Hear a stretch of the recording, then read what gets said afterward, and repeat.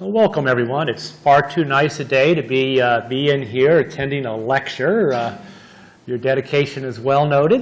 I'm going to talk with you about school safety and violence prevention. And then my colleague, Catherine Bradshaw, will pick up and talk specifically about bullying.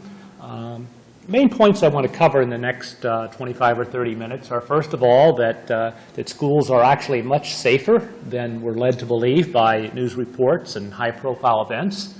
But unfortunately, the fear of school violence generated by those events is very costly and often generates negative effects that actually make our schools less safe rather than more safe, because we don't spend enough emphasis on prevention. So I'll talk a little bit about the notion of 3 tiers of prevention. And then I will talk about threat assessment as an example of a prevention approach which we've successfully implemented in Virginia schools, and I'll share with you some data from research that we're doing in Virginia schools. All right, so school shootings, of course, generate a lot of fear and concern, understandably, the Sandy Hook shooting being one of the most frightening and troubling shootings. But these events are so traumatic and so riveting that they skew our perceptions of the safety of schools in general.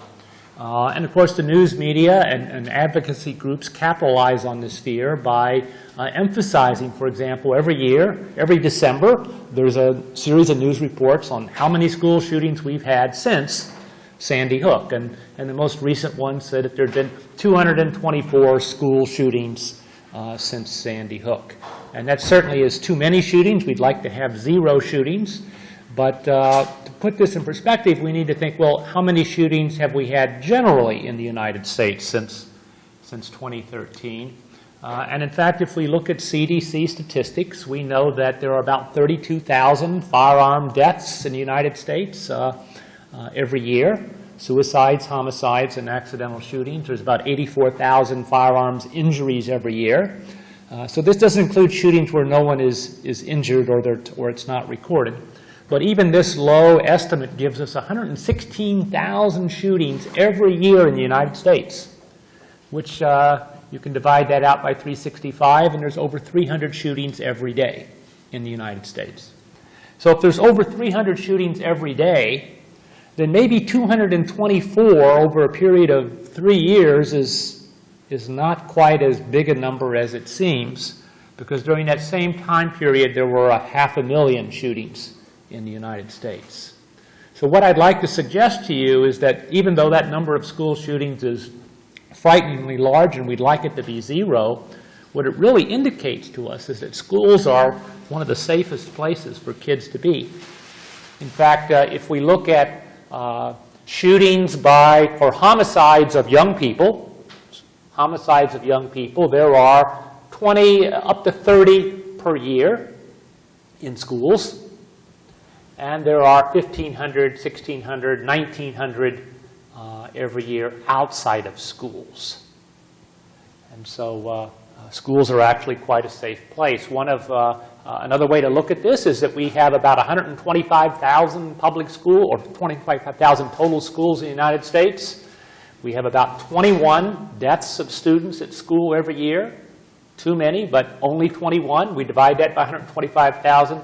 And the average school will have a student killed at school every 6,000 years. Every 6,000 years. And so if you put that in perspective, you realize that our concern about school violence or violence in schools is very heavy. One of my graduate students and I obtained data from the FBI on homicides across the United States, actually not the entire United States, but 37 states. We collected data on 18,000 homicides across the United States. And we use this data because it identifies where the homicides took place. And guess what? The majority of homicides all across the United States, year in and year out, occur in people's homes, in residences. Second on the list are streets and parking lots and garages. And you'll see restaurants had 533 homicides during this time period. Schools, on the other hand, and that includes colleges, had only 49 homicides. So one way to look at this is that restaurants actually have 10 times more shootings than schools. 10 times more homicides, 10 times more shootings of all types than schools. So why haven't we heard about restaurant violence? Why isn't there a reunion seminar on restaurant violence rather than school violence? And why doesn't the NRA recommend that we arm our cooks and wait persons rather than our teachers? Okay? We've created this phenomenon called school violence and school shootings like it's some huge monster problem unlike other problems that we have, when in fact we have shootings all across our country, and we need to address the larger problem rather than pick on the schools and burden the schools with the idea of dealing with these events. If we look beyond shootings, just at violent crime, and particularly serious violent crime, what we see is that the serious violent crime rate in U.S. schools, that's robbery, rape, and aggravated assault, actually has declined tremendously in our schools. And that parallels a larger decline in juvenile violent crime over the same time period. So our schools are much safer than we realize. In fact, gosh, I'm bombarding you with data today, aren't you? Should be a rule against that in the summertime to. It's a research talk. Yeah. Well, I guess so. Thank you, Catherine. So At any rate, the researcher in the room. yes. If you look at the frequency at which schools have violent crime, in fact, 58% of our schools in 1 year reported a physical attack or a fight. Threat of physical attack, threat with a weapon, robbery, all of these things occur in a certain percentage of our schools every year. Homicides, I can't even figure out how small that number is, but very low rate of homicides. What we deal with, and what educators deal with on a daily basis, though, are arguments and bullying that occur on a daily basis in our school. So really our attention and our focus needs to be much more on these lower level, less dramatic, but still very important events, which is why Catherine is going to be here to talk with you about bullying in just a few minutes. Fights perhaps weekly in schools, severe violence quite rarely. But the consequence of this perception of schools as dangerous places, first of all, there's budgetary consequences. This has been a boom for the school safety industry, which we didn't even have a school safety industry 20 years ago, but now it's a multi-billion-dollar business of marketing to schools, security measures, bulletproof building entrances. You can't find a school system that isn't contemplating, planning, or just completed rebuilding the entrance to their school to make it more secure. We see metal detectors and X-ray screening in many schools, particularly urban schools. And of course, we are hiring security officers and police officers. And certainly police officers can play a very positive, important role in schools. But in terms of preventing shootings, as I said, that's a very infrequent, unlikely event and not a good use of their resources. After the Sandy Hook shooting, there was a call to put police officers in every elementary school. Here in Virginia, people wanted officers to be in their elementary schools. Here in Albemarle County, they said, can we put an officer? They said to the chief of police, can we put an officer in every elementary school? And certainly emotionally, that seemed like a good idea. And our chief said, well, sure, we can do that. We've got 23 elementary schools in Albemarle County. We'll put an officer in every single one of them. The problem is there will be no officers on the streets because 23 is our entire shift. We need to think about putting officers where they're most needed and most likely to be effective. We also have this transformation in school culture where we're practicing shooter drills, SWAT team drills, safety drills of all types. All of this costs money. So all across the country, we see headlines, particularly after school shooting, of millions of dollars that are being spent for security measures. And literally what's happening is that schools are taking money and shifting it to security measures at the cost of mental health services, counseling, support services, prevention programs. Here again in our local county, the school had to come up with money to fix the door locks so that the door locks could be secured against intruders. At the same time, in that same budget, they didn't have enough money for their bully prevention program, and so they had to cut it back. We've also seen changes in discipline policy because of the fear of school violence. We've seen the massive development of zero-tolerance policies that often lead to kids being suspended for really trivial misbehavior. Here in Maryland, a child after the Sandy Hook shooting went pow-pow with his finger. Didn't do it maliciously, he did it playfully, but the teacher was quite distressed by that, and he ended up being suspended from school. In Virginia, a boy went pow-pow with his pencil.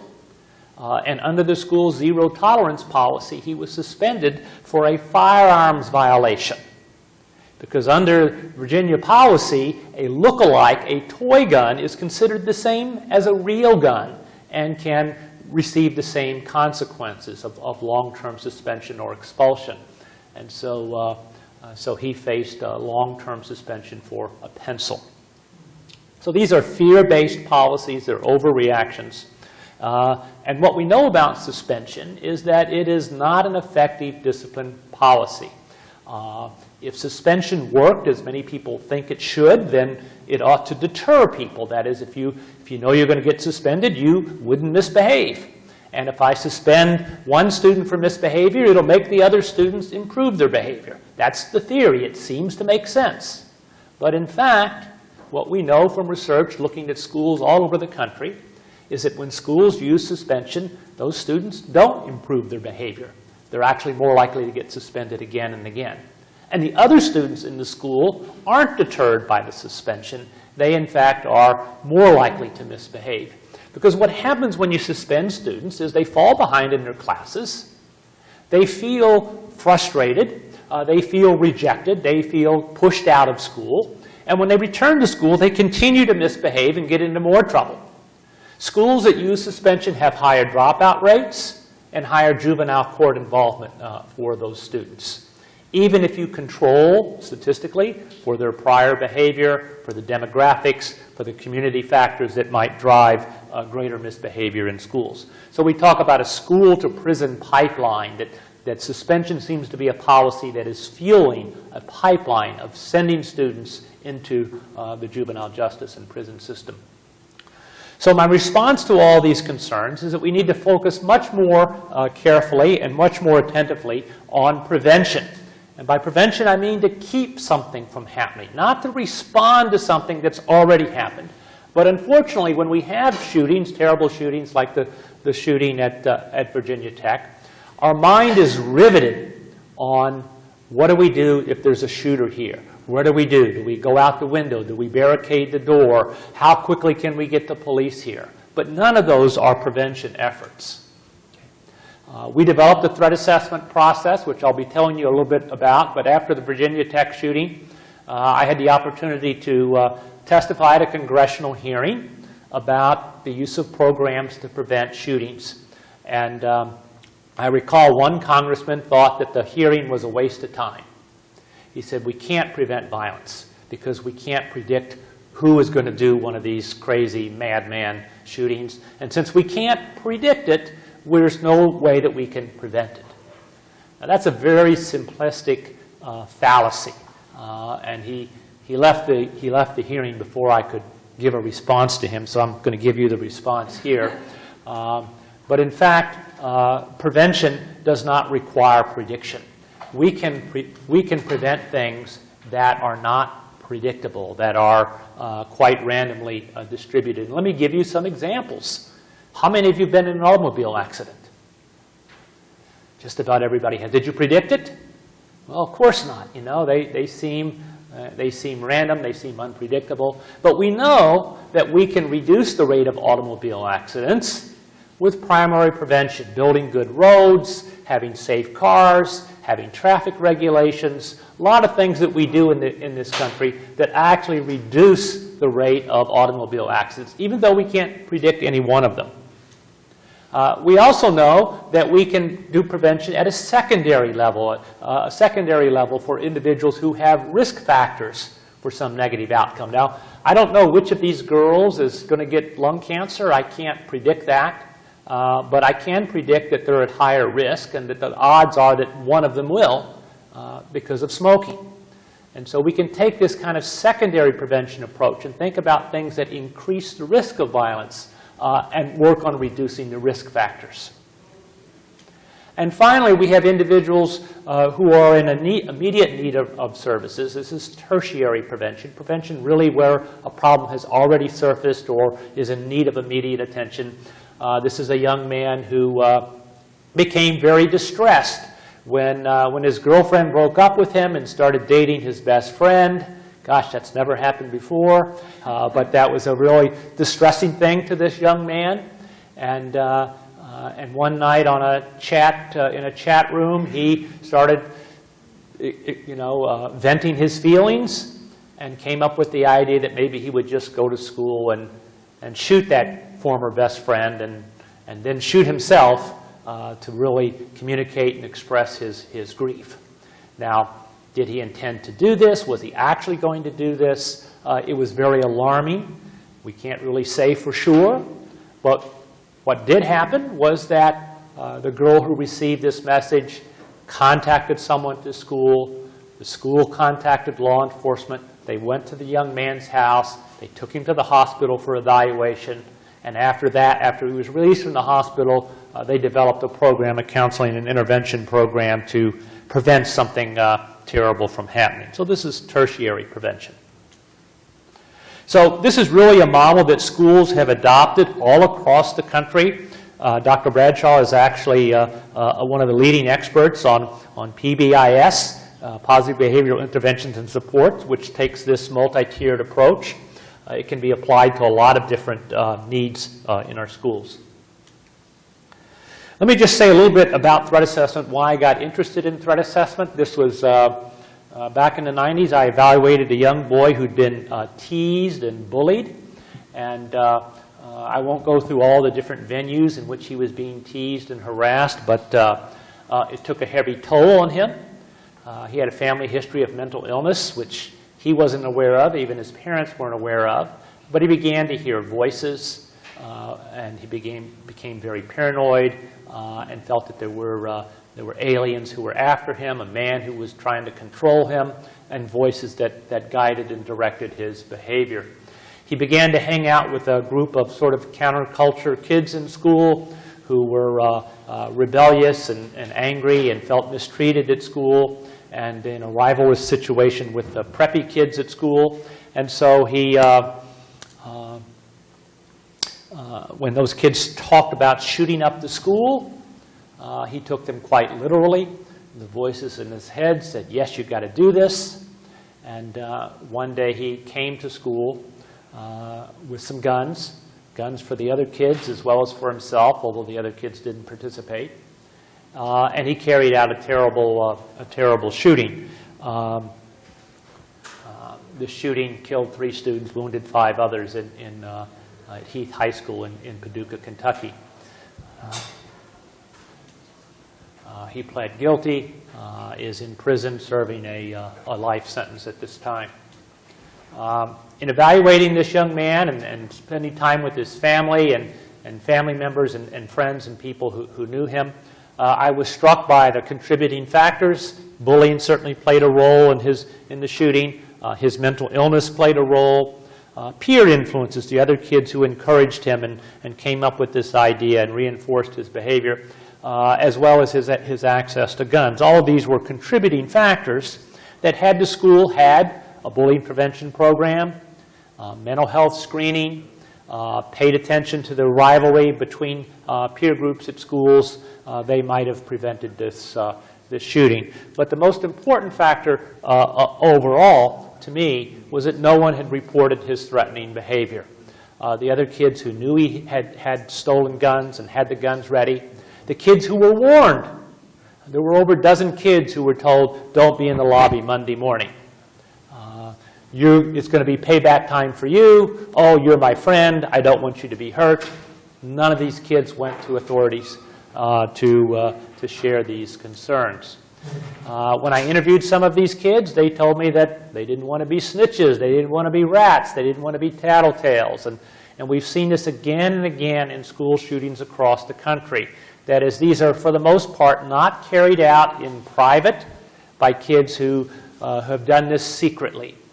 In most cases, other kids have been warned, told about it in one way or another, and either sought help or did not.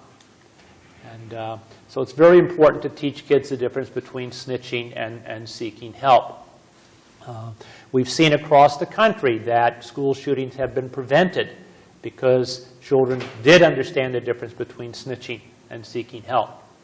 I attended the FBI's conference and participated in their study of school shootings back in 1999 when they recommended that schools needed a threat assessment approach to prevent violence. What is threat assessment? That was my question when I heard this. It's a term from law enforcement. Doesn't sound like an education term, but in fact, it's a problem-solving approach to violence prevention. It's an approach that says, let's try to understand why this person has engaged in threatening behavior. Let's understand the problem that underlies their threatening behavior and try to assess and intervene with those students. And so we train teams in school to assess the seriousness of a threat, to determine what protective action is needed, what kind of problem stimulated the threat, and what can be done to resolve that problem. So it's a simple, common sense approach. Understanding that many threatening statements that a student might make are not very serious. They might be jokes or figures of speech. They might be expressions of anger or an attempt to boast. They might be oriented toward causing a disruption or intimidating or frightening someone, which certainly are of concern. But what we're really looking for in a threat assessment are those small number of threats, the really tip of the iceberg, that are warnings of impending violence. And by taking a broad approach to addressing threats, we're able to make those distinctions. We developed threat assessment guidelines, a manual for schools to use to evaluate threats, this involves a decision tree that the team goes through as they gather information to look at the risk factors, look at the circumstances and the context of the threatening behavior. And over the last 15 years, we have been busy disseminating this model, training schools to use this model, and we've also been conducting research to show its effectiveness. Gosh, I'm just going to run through all 9 of these studies and give you all the statistical results from them. Well, maybe not, but certainly if you want to contact me, we'll send you copies of any of these studies that you're interested in. These involve field testing to show that it works, controlled studies where we compared schools using threat assessment with schools not using threat assessment. And with this body of evidence, we were recognized by the federal government, by the National Registry of Evidence-Based Programs and Practices as an evidence-based approach. Well, after the Sandy Hook shooting, Virginia took a very serious look at the safety of their schools. They established a commission, the Governor's Commission, to look at school safety and security. And one of the recommendations of this committee was that all schools in Virginia ought to have threat assessment teams. And so that was passed into law. And over the past 3 years, every school now in Virginia has a threat assessment team. We received a federal grant to evaluate and study the threat assessment process. And in fact, I'll share with you some data since you haven't heard enough data already, from our study of statewide implementation of threat assessment in Virginia. This is a sample of 785 schools that contributed 1,865 threat assessment cases. As you can see, there are kids at all grade levels, from pre-kindergarten to 12th grade, who make threats. But most threats, and any middle school teacher knows this, most of the discipline problems are in our middle grades, and the same is true for threats. The kids make all kinds of threats. Sometimes they're unspecified. I'm going to get you, I'm going to hurt you, or I'm going to kill you, I'm going to use a weapon, I'm going to hit you, beat you up. Lots of different things that students might threaten. What we're concerned about is that schools not overreact to threats that aren't serious, or that they don't underreact to threats, to the small number of threats that really are serious. They threaten 2/3 of the time, students threaten other students. But we have threats against teachers, threats against the whole school, and so forth. Let me just assure you that when we gathered data on these 1,800 threat cases, the vast majority of them were not attempted, 97.7%. Now, a small percentage were attempted and averted. That is, a person was going to hit somebody, stab somebody, cause some kind of problem, and they took steps to actually try to carry it out, and they were stopped. And in 1% of the cases, less than 1%, the threat was carried out. No one was seriously injured in any of these cases. The most serious injury was a kid was stabbed with a pencil. Didn't get stitches, but it was a pencil stab. So what were the disciplinary consequences? What were the legal outcomes for these cases? Kids were reprimanded. They were suspended from school in less than half of the cases. And if you look down here at the bottom, only 1% of the kids were arrested. Only 1% of the kids were expelled. So schools were making distinctions about the seriousness of the cases and acting appropriately. We know that most of these kids were able to return to school. 84% of the kids were able to come back to school. Some of them were transferred to an alternative school or placed on homebound, but for the most part, they came back to school. We were interested in the racial disparities, any racial disparities that might occur. We know that there's a big problem with minority students being suspended at much higher rates than white students. But we found in cases involving a threat assessment, there were no racial ethnic differences between white, black, and Hispanic students in suspension rates, in whether they were removed from school, in expulsion, arrest, or incarceration. There were no statistically significant differences. Well, so we're seeing that schools are making good distinctions, reliable distinctions among students who make threats of violence, and they are allowing most of the students to return and continue in school without racial disparities. But we also identified some needs and some concerns in the schools. They wanted more educational programs. They wanted ways to improve their threat assessment analysis and intervention. And so we've developed some online educational programs so that schools, folks in the schools, know about threat assessment, know how it works, and are able to participate in the process. I'm going to share with you just briefly, I've got about 3 or 4 more minutes here, and I'm going to share with you a clip from an online program that we have. This is a program particularly for students, so that students are informed about the threat assessment process in their school. And this is just a clip from that to give you a sense of what message we're communicating to our kids. Should be about 2 minutes.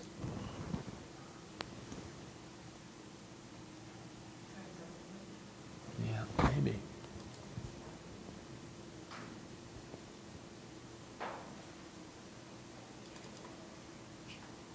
It worked so well before you all came here when we tried this out. I wonder if you want to go out of PowerPoint and try that.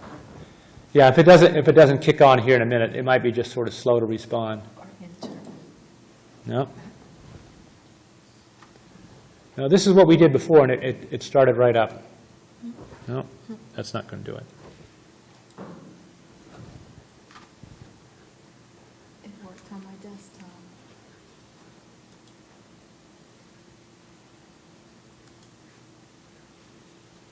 Let's see. Does it show me? All right, so let's see. I'm not sure it's on the desktop that we can play it directly. We could try that if we had it. I don't see it. You're there on the right. Mm-hmm. Yeah, but I don't see the video file.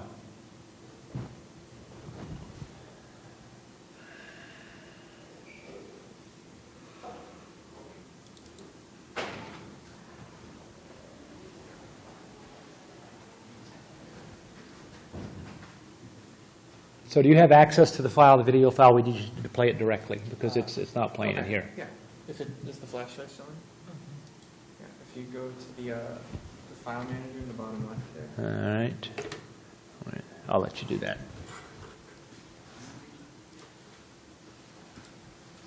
Oh yeah, the file needed to be with the print. I'm gonna catch him in the cafeteria, take him out. Thank you.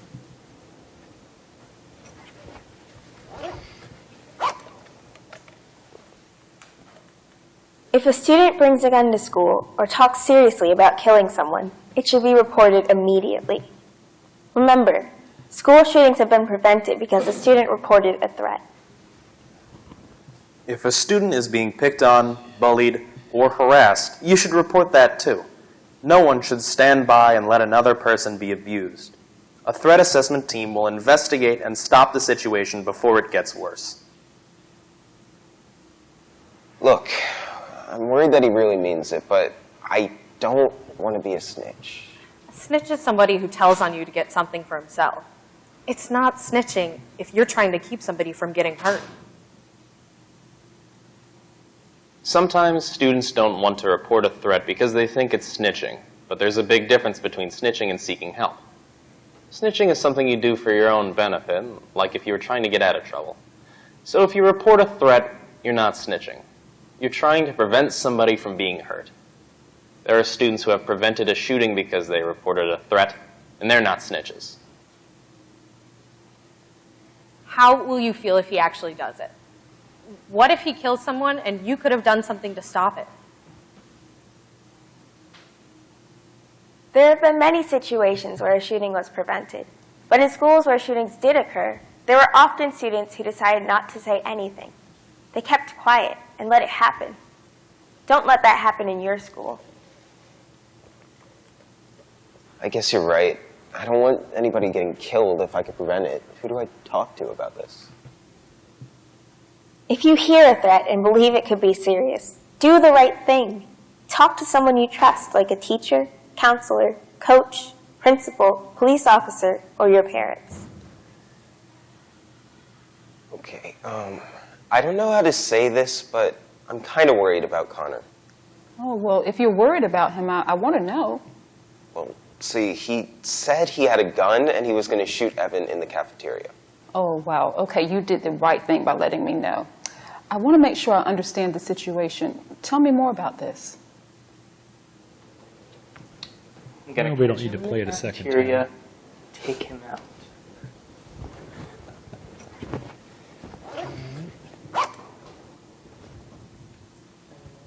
If a let's student play it brings a gun over. to school or Yeah. Gosh, you just all want to see it again, don't you? Yeah. Trying to get this mouse to actually respond is. All right, let's see where our PowerPoint is. No. It's right behind the, that one. Maybe. Yeah, just, I can't. move it down. That's Catherine's. Mine is closed out. Is it closed completely? Yeah, Or is looks that- like it is. I can't see it now.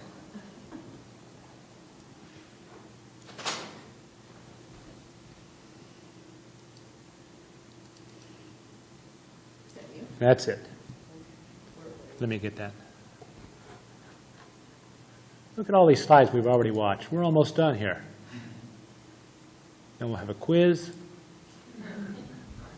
All right, so let me just say we've shown this video to over 2,000 students across Virginia schools, and we asked some pre and post questions, and we can show that at pre-test they got 54% of the questions, and at post-test they got 82% of the questions. So we're doing this for parents, we're doing this for teachers, and for threat assessment team members. I had the help of a great team of doctoral students and colleagues doing this project. And I want to let you know that if you're interested in any more information about it or copies of any of the studies or anything else that we've done, you can go to the website for the Virginia Youth Violence Project in the Curry School of Education. And I think it's time for Catherine to come up.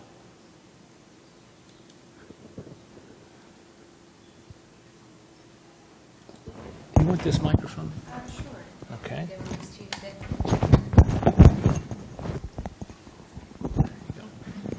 Great. Well, thank you all for hanging out with us this afternoon.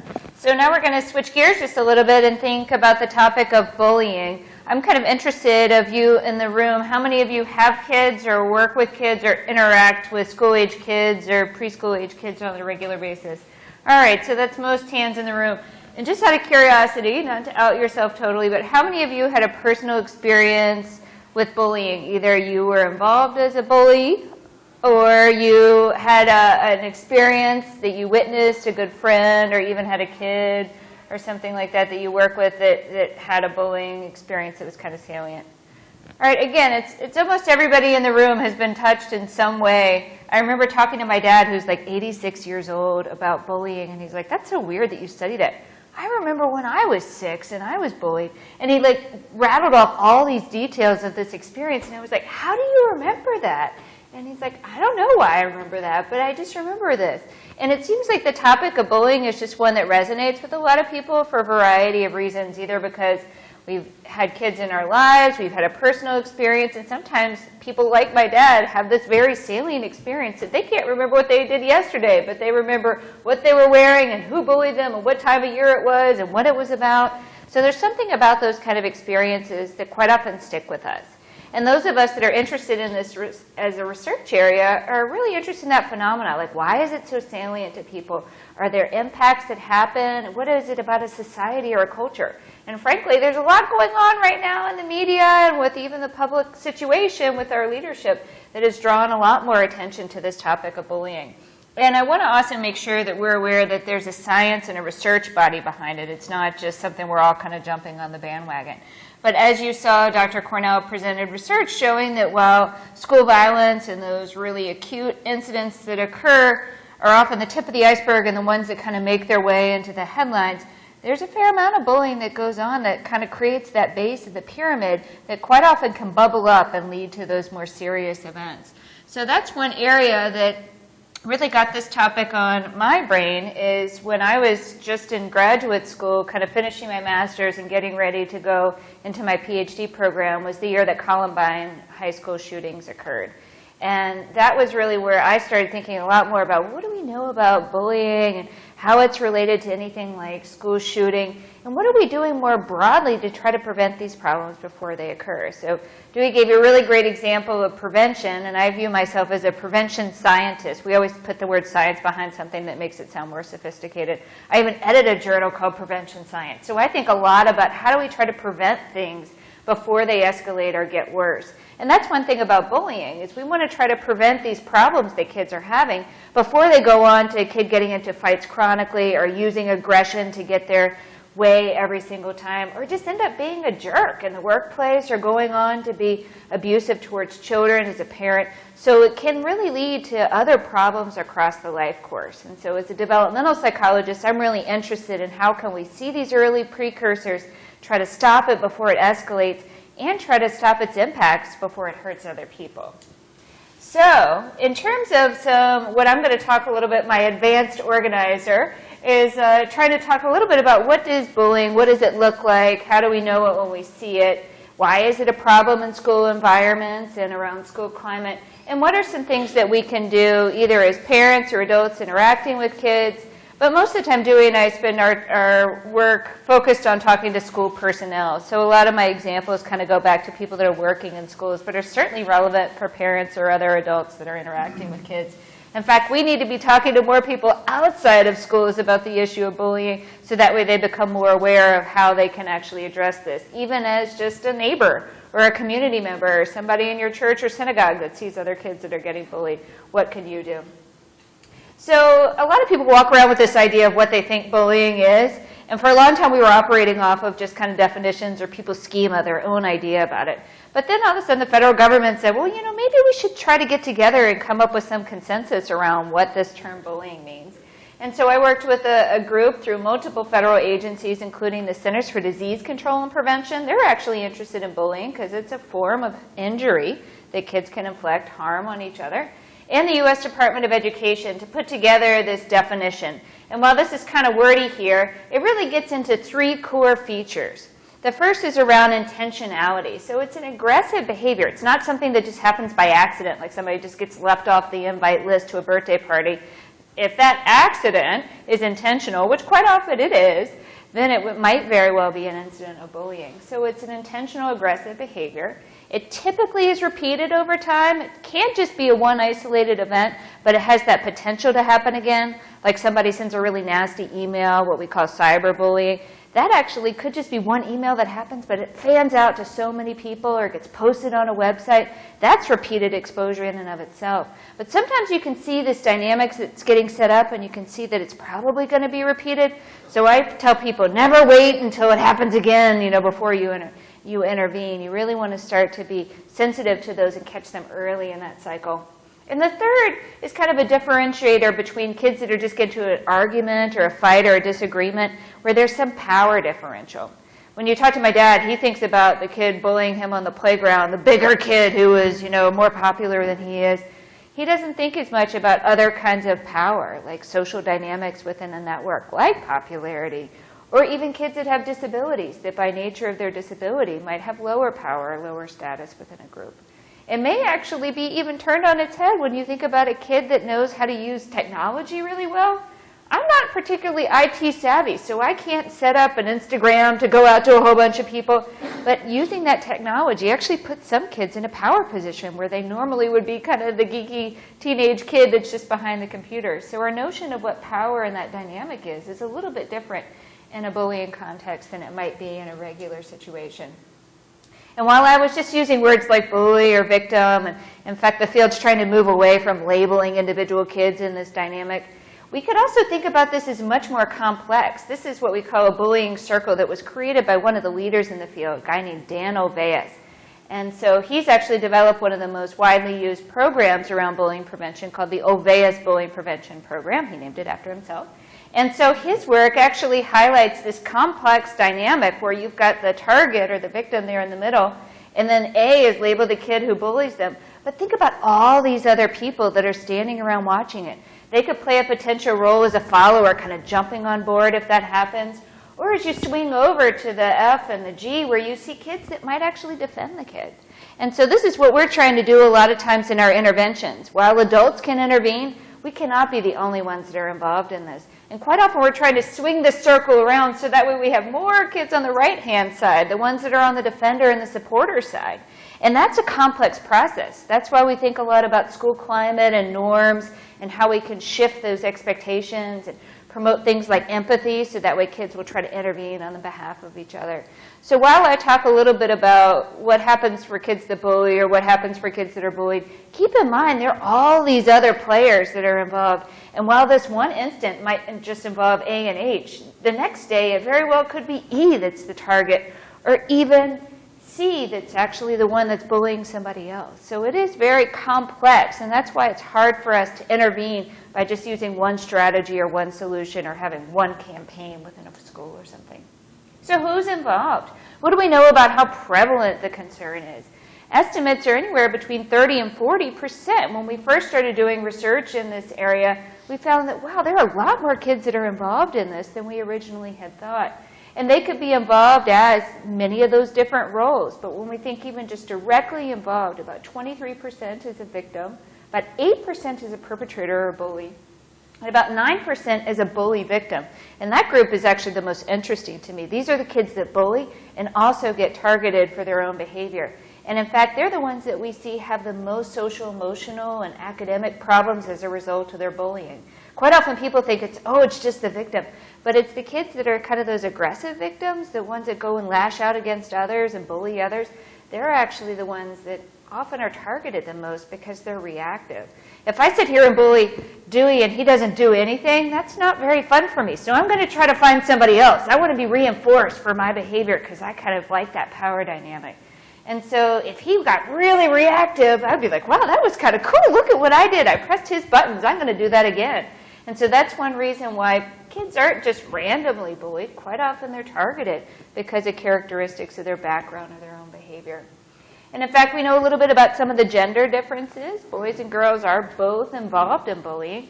Boys tend to be more sensitive to the physical forms of bullying, and girls tend to be a little bit more informed and hurt by some of those more social forms, like relational forms of aggression. And boys generally tend to be a little more involved as perpetrators, particularly in the physical types. But let's kind of dig into some of these other groups. I had something about ethnicity there, but we could dig into other subgroups or areas of stigma. We know that LGBT youth have very high rates of victimization, as do youth with disabilities. Our team did some really interesting work around kids with autism. And we found that kids that were in secluded settings, that they were off in special schools, they were less likely to be bullied because they were around other kids that were not typically developing. But the kids that were in inclusion programs, they had much higher rates of victimization. And they also were more likely to bully their peers. So because they were exposed to other kids and didn't really know how to actually react. So I do a little bit of work in the area of autism, and that was one area to kind of look at that intersection of bullying and autism. We've also been doing some more work about health issues, including obesity, finding that kids that are struggling with issues of obesity are more likely to be victimized. Even asthma. That was a recent finding that we had, that we reported at a conference last week. So in some areas, it's hard for us to be able to tease out, what's the cause and consequence, but certainly bullying doesn't cause disabilities, and bullying doesn't cause LGBT status. So we know that those are more risk factors. There are some questions about things like obesity. Might it be that kids that are obese or prone to eating problems might be more likely to be targeted, and that they also overeat as a way of adjusting for coping, maladaptive coping. So some of these are kind of complex when you start teasing apart the cause versus the consequence there.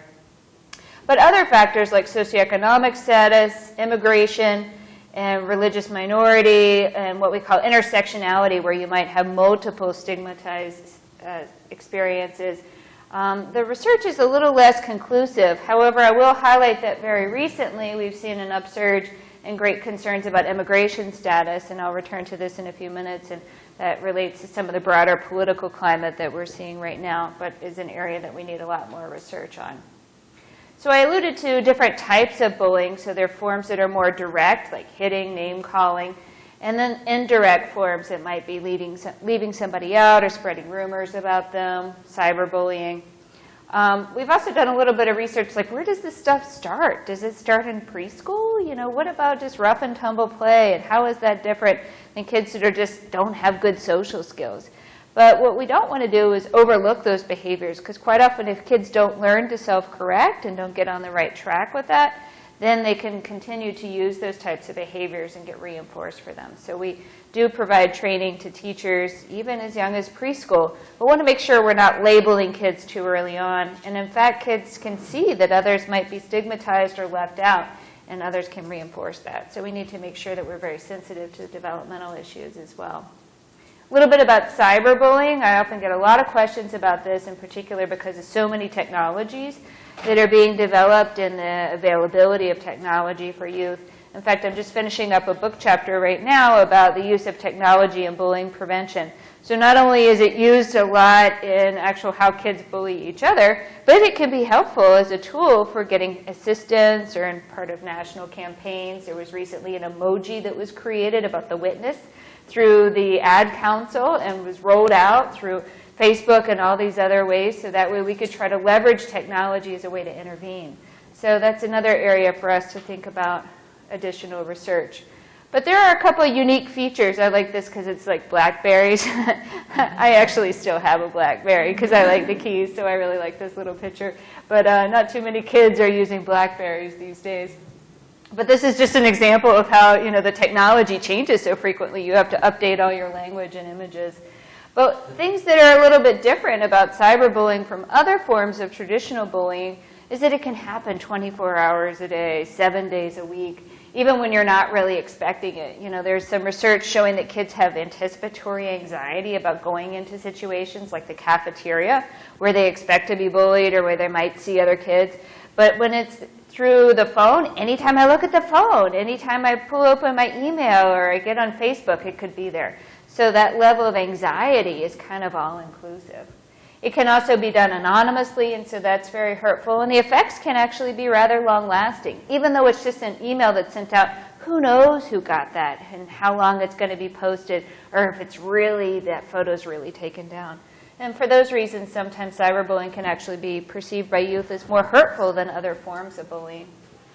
Our team's been trying to do some research about rates of bullying over time, and we just recently published a 10-year study where we looked at rates of bullying in about 100 schools in Maryland. I was in Maryland before I came here. And so we looked between 2005 to 2014 and actually saw that the field was making some progress in this area. So these are rates of kids that were reporting witnessing bullying, being a victim of bullying, and perpetrating bullying. And so we found statistically significant declines. Certainly, I would love for that number to go down to 0% from its relatively high rate. We still have a lot of work to do. However, one thing I do want to point out is this was a 10-year study, and it was about 250,000 students that participated over the course of that time. So it's fairly large for its size. And it was elementary, middle, and high, and we controlled for a lot of different demographic characteristics. But what's interesting is we stopped this particular study in 2014, and what's happened since 2014?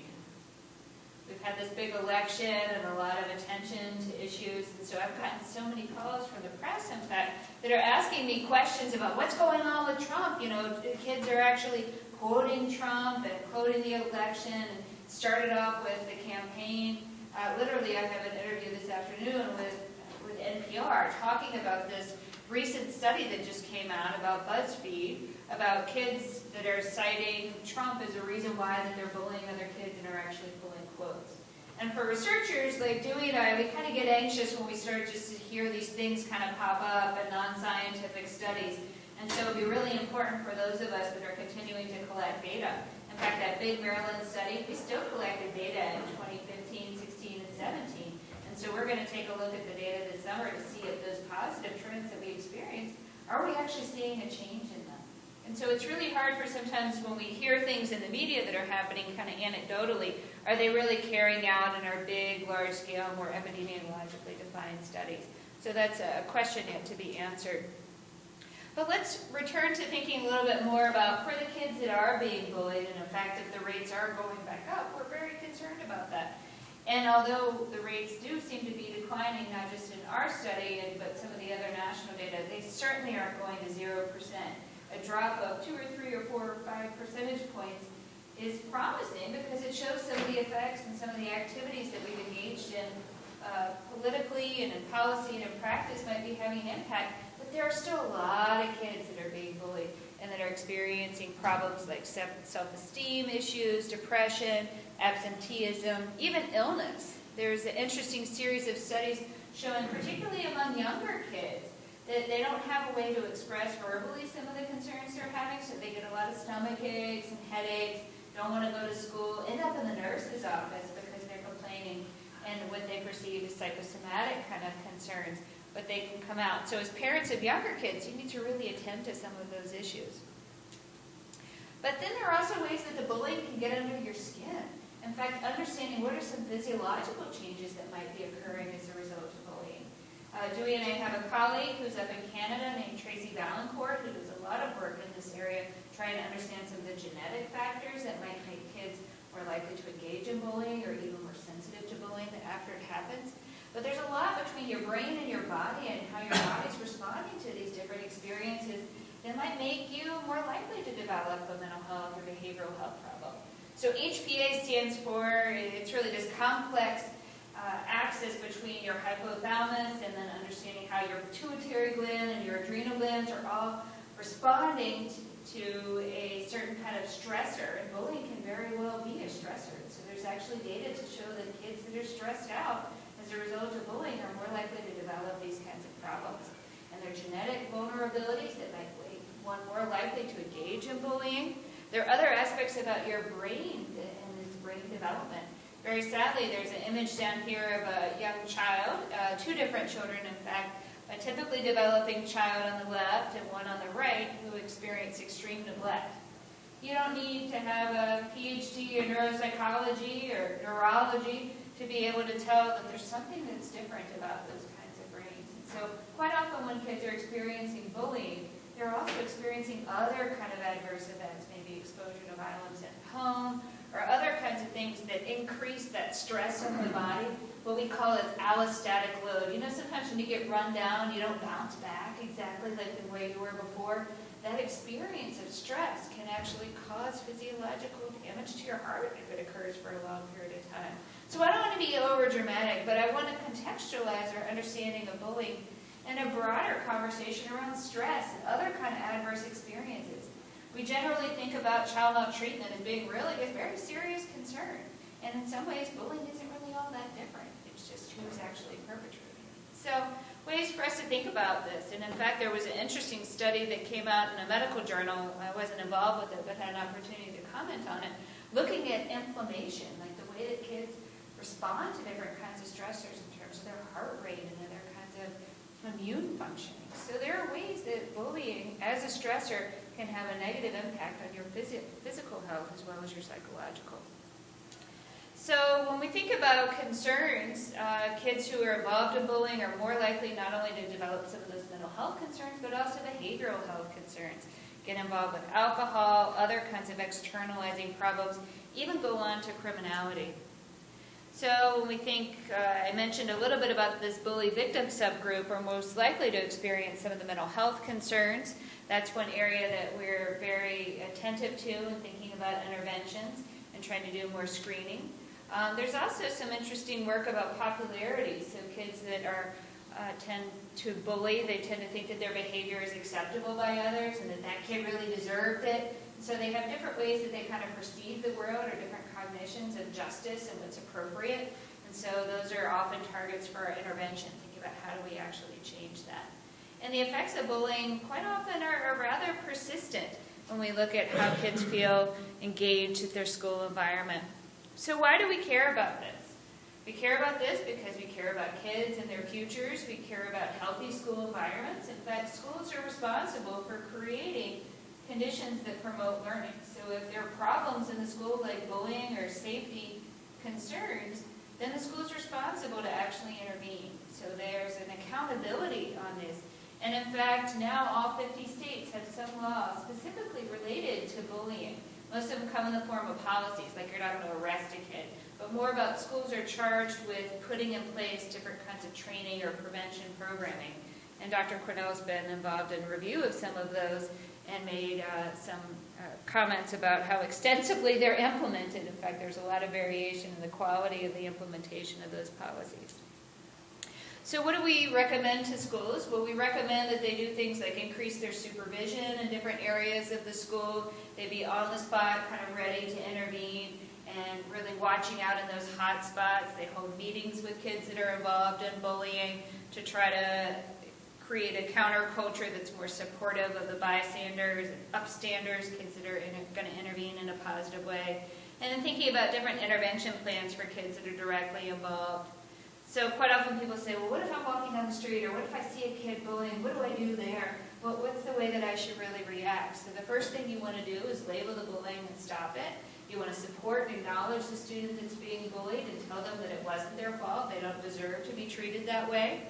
Name the act as bullying, so that way everybody's clear that this is a situation of bullying. You want to engage the bystanders if there are other kids that are upset or involved in it.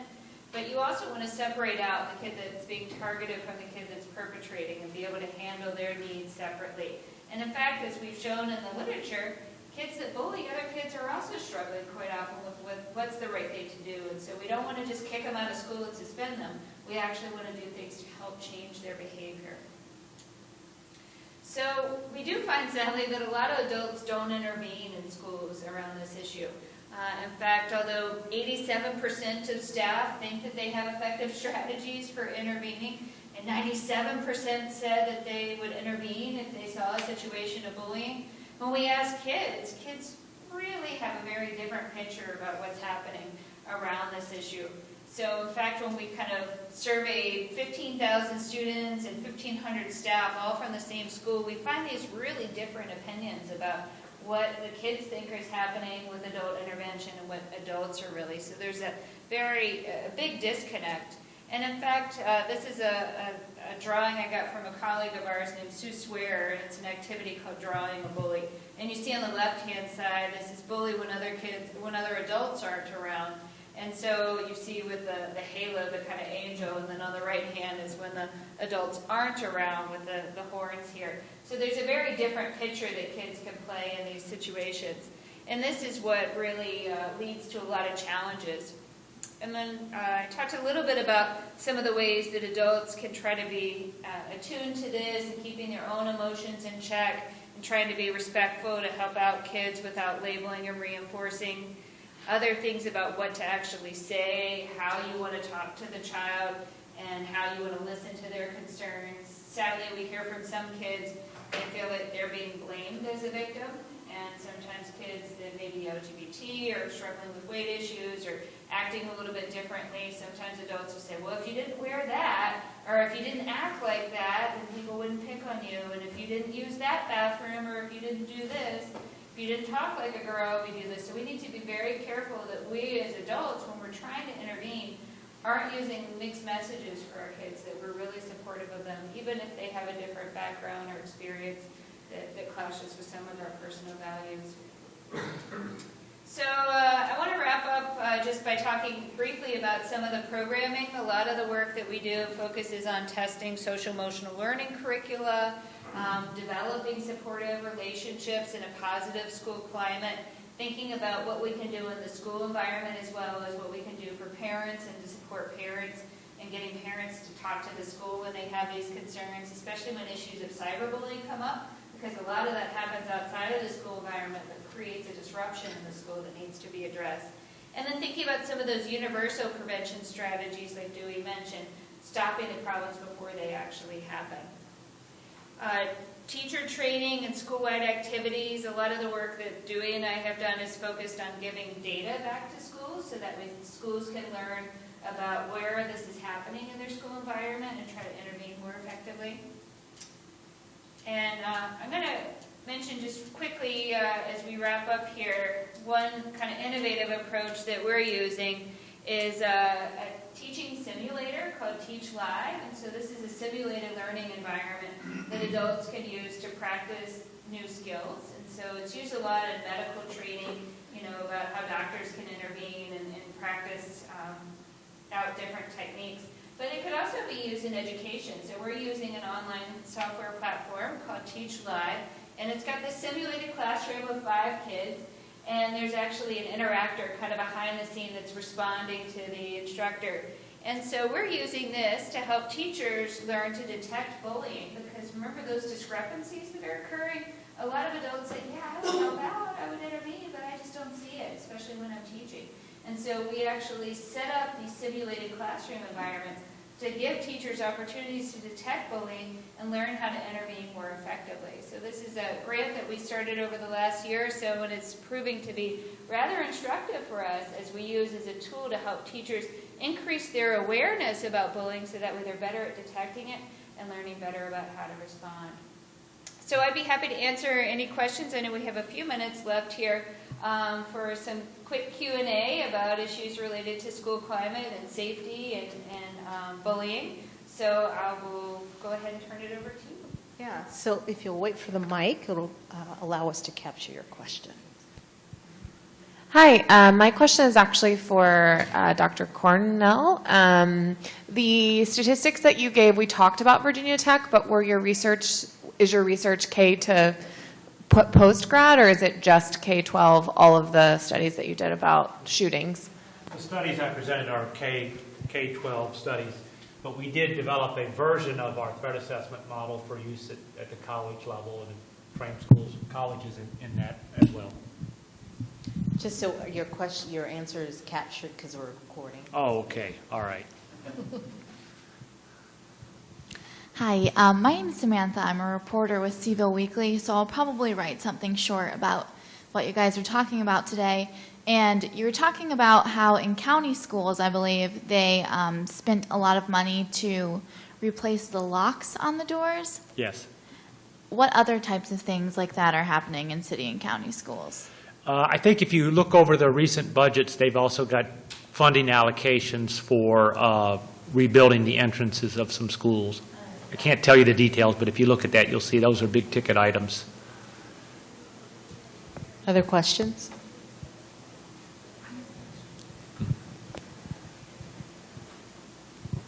have you seen any positive ramifications from using the social justice programs or like restorative justice in schools for lowering threat level? That's a big issue, a big area of interest nationwide. We have a lot of enthusiasm for restorative justice programs. Our threat assessment model is very compatible with a restorative justice approach. It turns out a lot of the questions that we ask and a lot of the goals that we have when we're trying to resolve a threat situation are almost mapped right on to restorative discipline. We need more research on restorative discipline. There's a couple of studies underway now to demonstrate its benefit. So I kind of see that as a future development. Other questions? The simulator that Catherine mentioned earlier, I think that's fascinating, and I don't know if any of the schools in the Charlottesville community, if they're using it. This doesn't seem to be turning on, so I'll just go back up here. Yeah, so Dewey and I are here in the Curry School of Education, and we have a number of projects that are going on using simulators. And we had a pilot project where we were using it with our teachers in preparation, so that way that's a more traditional use. So where we have undergraduates and graduate students that are doing their training here and going into real school environments. And so we did a pilot last spring where the teachers in our behavior management class came into the simulator and practiced different kinds of strategies. And the goal there is that you can kind of try things out in a safer environment and get coaching from your instructor before you go into a real classroom setting. And so all of those pre-service teachers, students here at UVA, are going into schools in the surrounding area and trying them out. We got some feedback from the students about ways that we could kind of optimize that program, and there was some local coverage of that. And that's also been a big area for our school, is thinking about the next generation of preparing teachers. What are ways that we could use new technology, such as simulators, to try to accelerate that learning and practice cycle? And most of the time when people go into the accelerator, it's literally just a screen like this, and so there's a projected image, and then there's kind of an eyeball that's looking at you to see how you respond, and it's in real time. And so there's some aspects of the technology that are really great. There are others that aren't quite as flexible, and so we're trying to work out some of the kinks there. But usually just practicing for 10 or 12 minutes in the simulator is estimated to be more like hours in a real life situation. Because what you can do in the simulator is you can kind of load the deck. You can say, all right, there are going to be 5 instances of bullying in this 15 minutes. When in the real world, there's not going to be that many of them. And so you can really get people to practice, whereas a teacher might have a situation where they're teaching all day long and only see 1 instance of bullying, or maybe there were only 2 that happened during that day, but they caught 1 of them. But in a simulator, you can really load the deck, so to speak, to provide more opportunity for them to practice that, and also help them provide an opportunity to get feedback. So we always have a coach that's there with them, helping them learn to what they did well and what they might want to improve on. And how many times would you want to say, like, oh, I wish I could do that over again? In the real world, you can't do that. Or maybe I said the wrong thing, or I said something that came out wrong. I was talking about the kind of blaming the victim language that some people don't realize that they're using. And so that's another way the coach could say, the words you used may not have been really empowering for the kid that was being the target there. What else could you say? Let's try that again. And that way they could do it again and practice, just like with anything. The more practice you get, the better you are able to do it.